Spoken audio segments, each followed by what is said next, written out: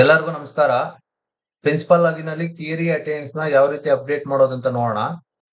ನಿಮ್ಮ principal ಆಗಿನಲ್ಲಿ exam ಮೆನ್ಯೂಗೆ ಹೋಗಿ attendance ಅಲ್ಲಿ ಥಿಯರಿ ಅಟೆಂಡೆನ್ಸ್ ನ ಕ್ಲಿಕ್ ಮಾಡಿ. ಇಲ್ಲಿ ನಿಮ್ಗೆ ಈ ಪೇಜ್ ವಿಸಿಬಲ್ ಆಗುತ್ತೆ. ಅಕಾಡೆಮಿಕ್ ಇಯರ್ ನ ಸೆಲೆಕ್ಟ್ ಮಾಡಿ, ಎಕ್ಸಾಮ್ ಮಂತ್ ಮತ್ತೆ ನಿಮ್ಮ ಎಕ್ಸಾಮ್ ಡೇಟ್ ನ ಸೆಲೆಕ್ಟ್ ಮಾಡ್ಕೊಳ್ಳಿ. ಸೊ ಅದಾದ ನಂತರ ವ್ಯೂ ಬಟನ್ ನ ಕ್ಲಿಕ್ ಮಾಡಿದ್ರೆ ನಿಮ್ಗೆ ಒಂದು ನೋಟಿಫಿಕೇಶನ್ ವಿಸಿಬಲ್ ಆಗುತ್ತೆ. ಅಲ್ಲಿ ಅಪ್ಡೇಟ್ ಅಟೆಂಡೆನ್ಸ್ ಅಂತ ಕ್ಲಿಕ್ ಮಾಡಿ ಇನ್ ಆಕ್ಷನ್ ಟೇಬಲ್ ಅಲ್ಲಿ. ಸೊ ಇಲ್ಲಿ ನಿಮ್ಗೆ ಈ ಪೇಜ್ ಅಲ್ಲಿ ಅಟೆಂಡೆನ್ಸ್ ಶೀಟ್ ನಂಬರ್ ನ ಎಂಟರ್ ಮಾಡಿ.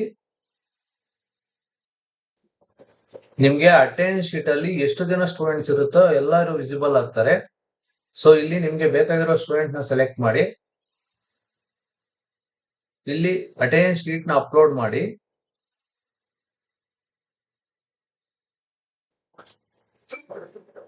ಅಪ್ಡೇಟ್ ಮತ್ತೆ ಸಬ್ಮಿಟ್ ನ ಮಾಡಿ.